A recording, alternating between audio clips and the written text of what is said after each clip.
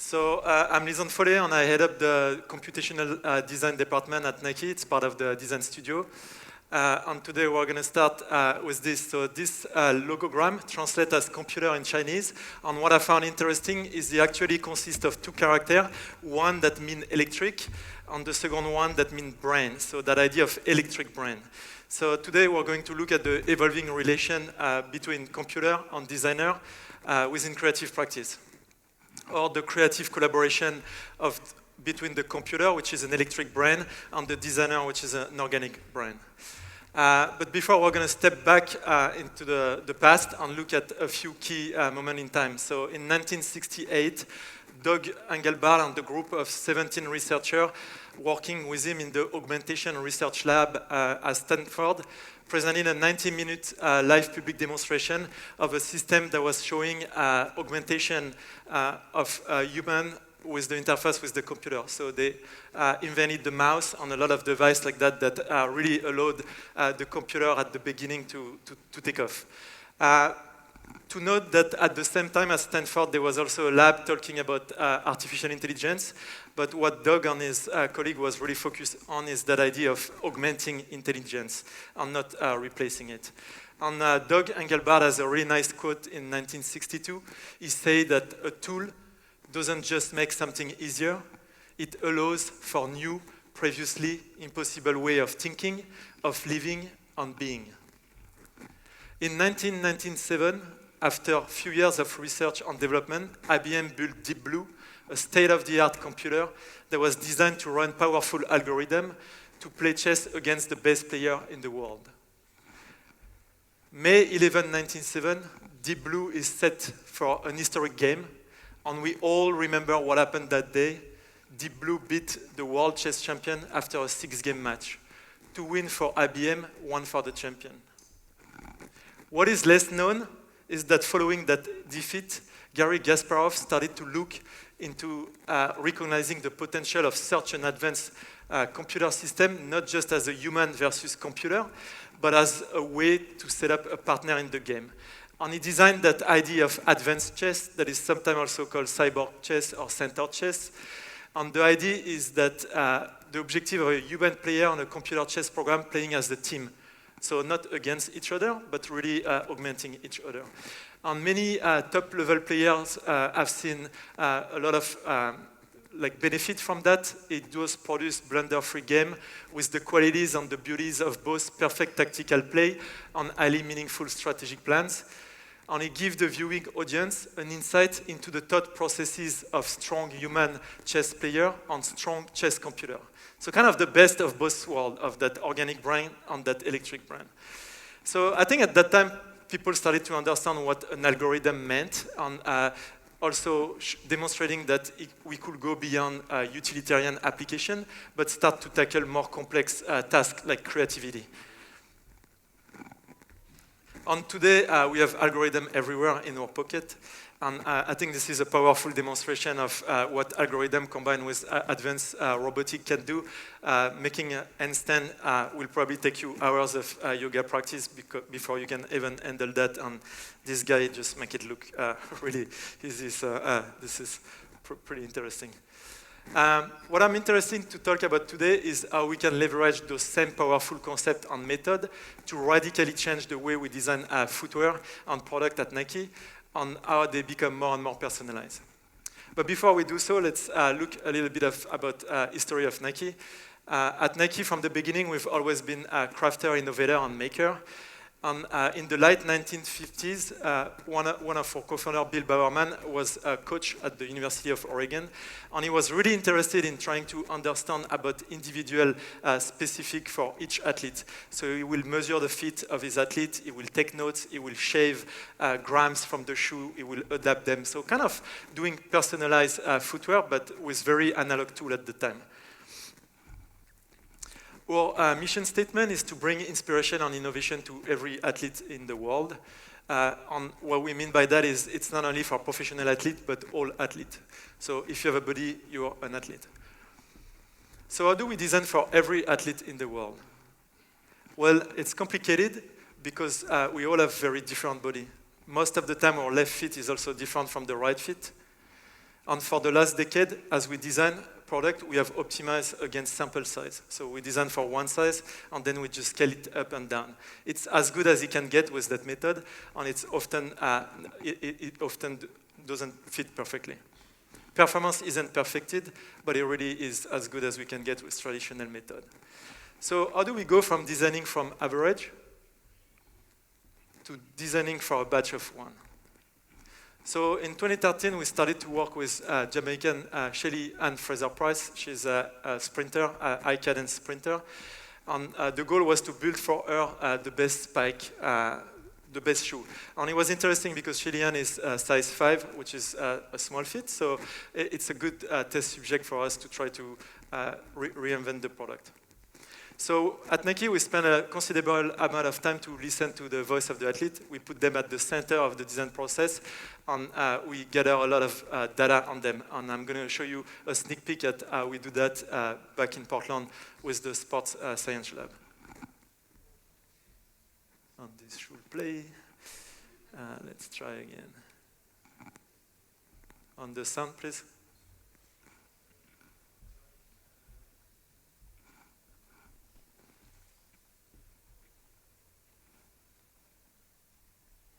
No sound? No? Okay. Okay, well, let me check something real quick.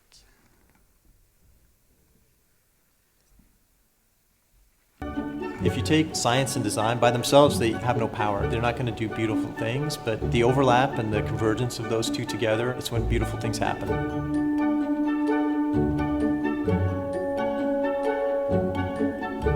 It's an extremely creative process to be a researcher in the Nike Sport Research Lab.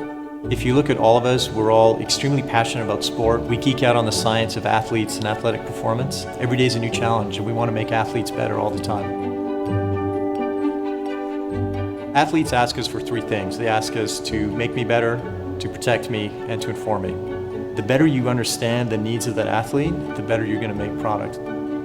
Motion capture is one of the tools we use. What it allows us to do is really objectively understand an athlete in motion. We use high-speed video.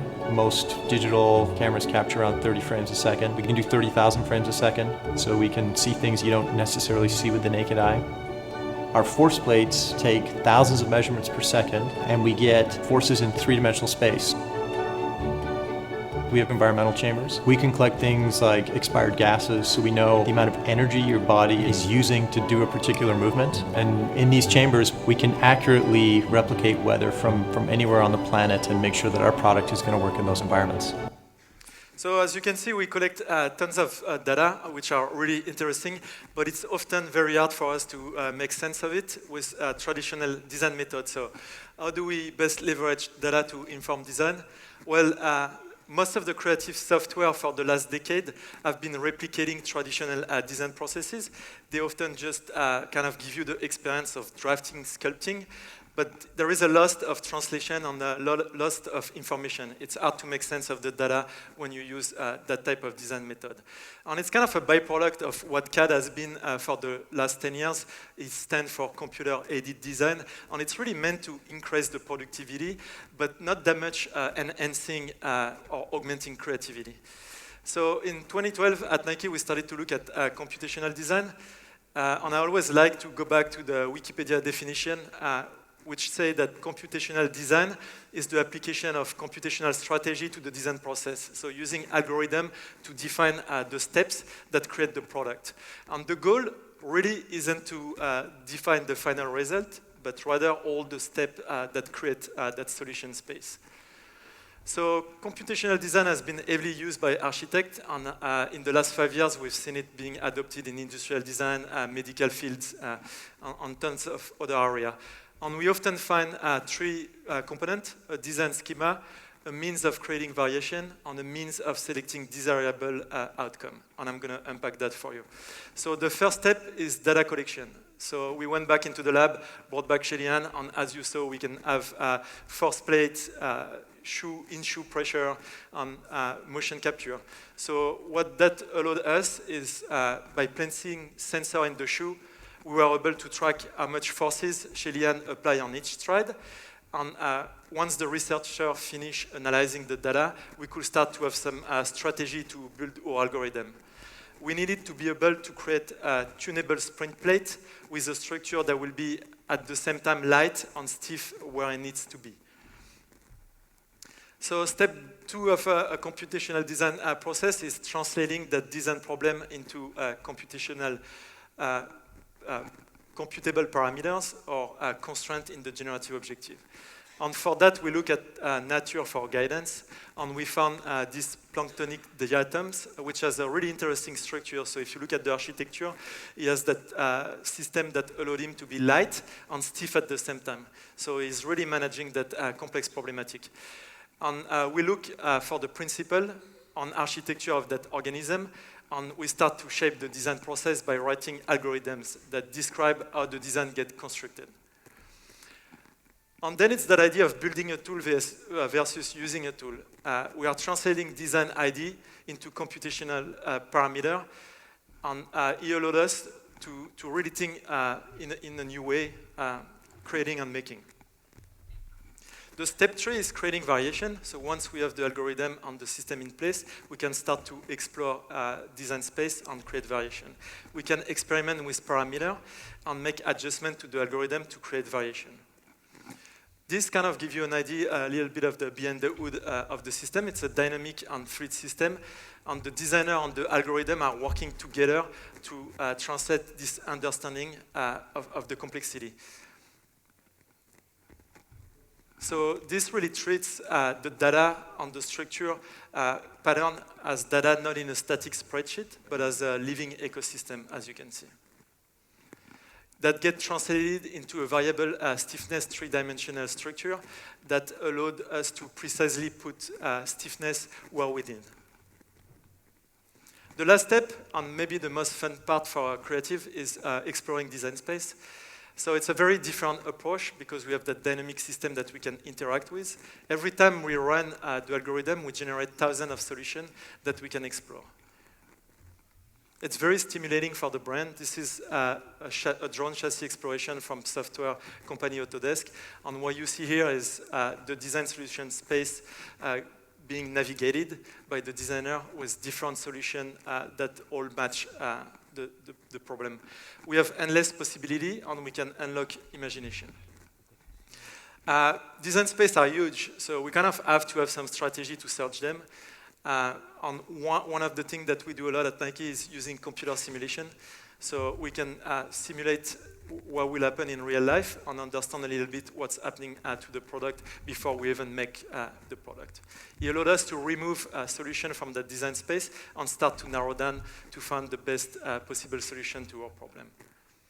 And of course, leveraging new method of make, such as 3D printing, we can very quickly produce a product and put it on the feet of the athlete. So that's our second method of validation, is real-life testing.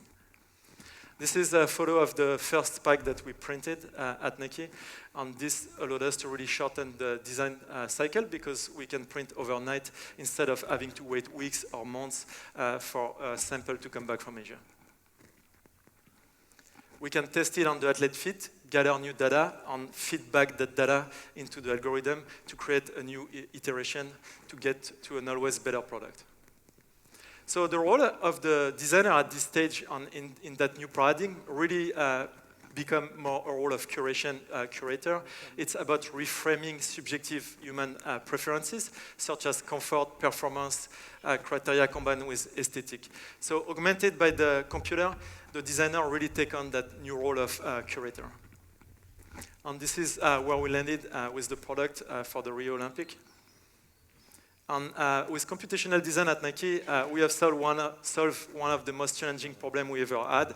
I talked a little bit about that idea that we used to design for one size and scale it up and down. So we kind of revisited that for Rio. Those are 4 world-class athletes, and at that point in time, they're all running the same distance. It's 100 meters. The difference is they all have different feet size. So as I told you, we will normally design for size 10, and scale it up and down. So the size 5 will be out of spec, probably too soft or too rigid, and the 12.5 same. So this time around, we went back to the algorithm, and change the parameter, understand the data for each athlete, and we're able to generate a family of products. So if you look at them from far, you can see that they look like a family. They share that same DNA. But if you look in the detail, you see that the structure and the system has adapted to create stiffness and just what you need per size. What we also did is look at distance. So in track and field, what's interesting is you go from 100 meters to 10K. And what you're really doing is you're going from running straight to starting to run around the stadium.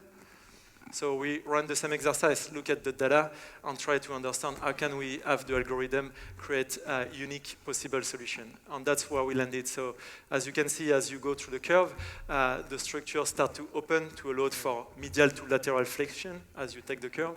And for the 10K, it becomes as minimal as it can get, just to provide you traction where you need. Those are some of the beauty shots from the Rio Olympic.